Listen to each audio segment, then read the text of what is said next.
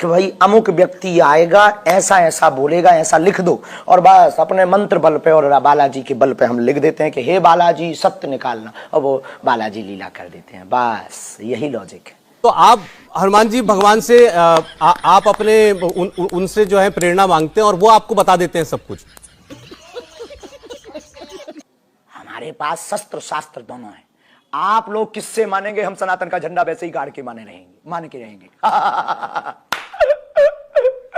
लेकिन ये बताइए शास्त्री जी, मैं उनके और आपके बीच विवाद की बात नहीं कर रहा हूं, लेकिन अगर कोई व्यक्ति इस बारे में काम कर रहा है कि कोई अंधविश्वास में न फंसे, कोई जादू टोने के भ्रमजाल में न आए, के खिलाफ भोले भाले हिंदुओं को जो धर्म परिवर्तन करवा रहे हैं उनके खिलाफ हम भी तो काम कर रहे हैं, तो हम भी तो उन्हीं के जैसे हुए।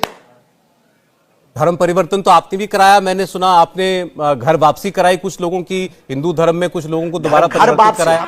अभी मजा आएगा ना भिड़ो। तो दोस्तों फाइनली वीडियो के क्लिप देखकर आप समझ गए होंगे कि आज की वीडियो किस टॉपिक पर होने वाली है। लेकिन उससे पहले मैं आपको यह बता दूं कि आज की इस वीडियो में धीरेंद्र शास्त्री की पूरी तरह से पोल खुलने वाली है।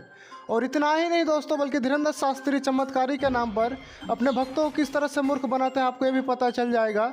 बस आप इस वीडियो का एंड तक जरूर देखें।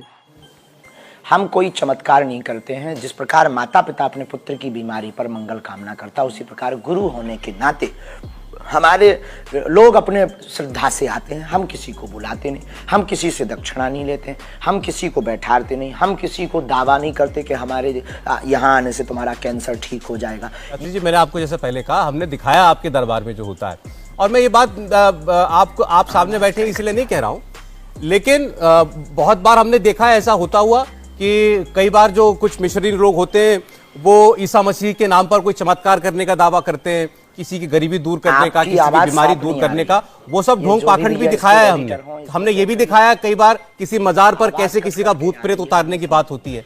लेकिन वही वैसी तस्वीरें हमें आपके दरबार में भी दिखाई देती है, और इसीलिए आपको आज हमने आपसे समय मांगा था कि आप अपने दरबार में जो लोग आते हैं उनके बारे में आप दावा करते हैं कि आपको सब पहले से पता हो जाता है। नहीं हमने कोई दावा नहीं किया। हमारा डिस्क्लेमर रहता है कि हम तो ईश्वर से प्रार्थना करते हैं, और उस प्रार्थना में इतनी ताकत है कि हमें आभास होने लगता तो हम बता देते हैं। इसकी मौका भोला दावा अभी भी नहीं है, लेकिन आज झंडा तो गाड़ दिया है।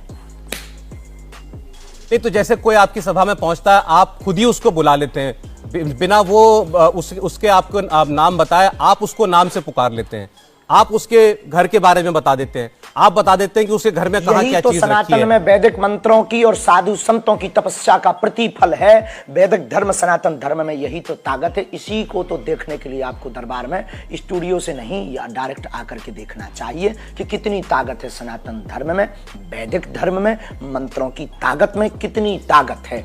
आप आकर के दरबार में, कोई बंद कमरे में दरबार नहीं लगता है, लाखों लोगों के बीच और 50-50 कैमरों के मध्य लगता है। भारत के इतिहास में पहला ऐसा दरबार हुआ होगा जिसके पीछे पूरे देश की मीडिया सामने खड़ी रही हो। मीडिया का काम सत्य दिखाना है, आप लोगों की गलती नहीं है। लोग आपसे पूछते हैं तो आप दिखाते हैं, तो आपकी कोई गलती नहीं है। आप तो भूमिका अदा कर रहे, लेकिन भूमिका के सामने भी हनुमान जी ने सनातन धर्म का झंडा गाड़ा। हम तो आपको देखते हैं सामने, तो आप बताइए कि आपके पीछे कौन सी शक्ति होती है वो जो आपको सब कुछ पहले से पता चल जाता है। हमारा कोई दावा नहीं, कोई चैलेंज नहीं, कोई बुलावा नहीं है कि आप आइए, अपनी श्रद्धा है आइए तो ठीक, ना आइए तो ठीक, हमें क्या लेना देना है। आपकी श्रद्धा है, आओगे तो ठीक, ना आओगे तो ठीक।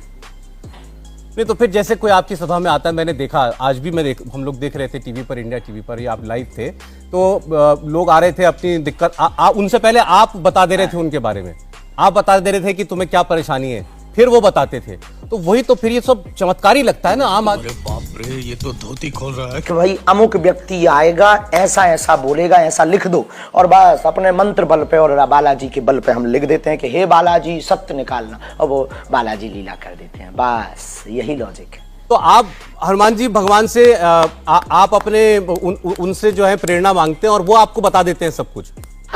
तीसरी मदद, अपने सनातन धर्म का हम प्रचार करते हैं। चौथी, दूसरे धर्म में शारीरिक आर्थिक शोषण से अपने सनातनीय हिंदुओं को हम बचाते हैं। क्या अपने धर्म का प्रचार करना, हिंदुओं की रक्षा करना अनलॉजिकल या इस भारत में अपराध है?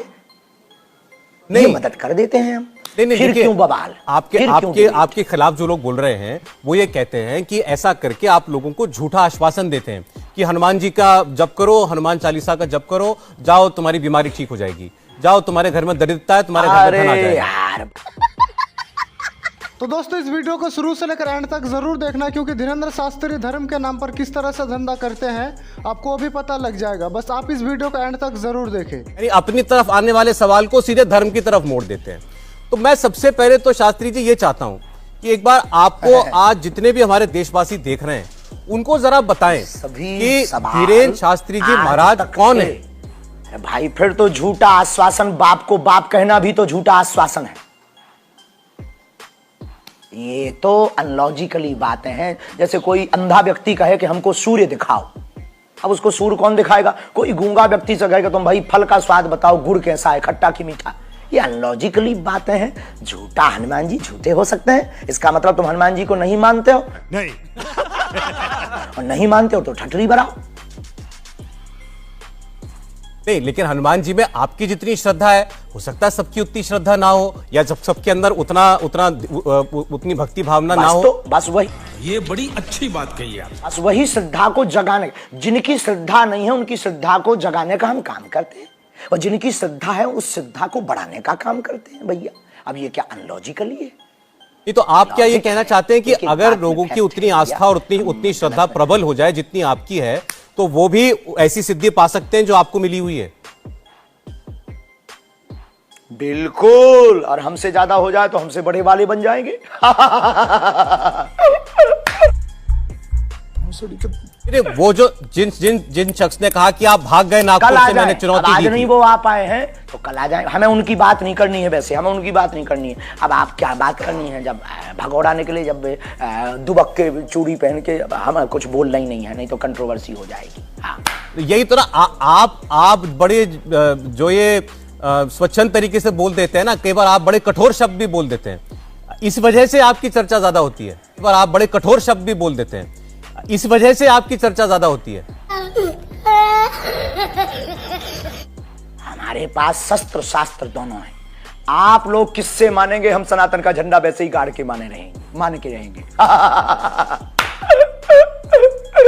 लेकिन ये बताइए शास्त्री जी, मैं उनके और आपके बीच विवाद की बात नहीं कर रहा हूं, लेकिन अगर कोई व्यक्ति इस बारे में काम कर रहा है कि कोई अंधविश्वास में न फंसे, बहुत अच्छा। कोई जादू टोने के भ्रम जाल में न आए, के खिलाफ, भोले भाले हिंदुओं को जो धर्म परिवर्तन करवा रहे हैं उनके खिलाफ हम भी तो काम कर रहे हैं, तो हम भी तो उन्हीं के जैसे हुए।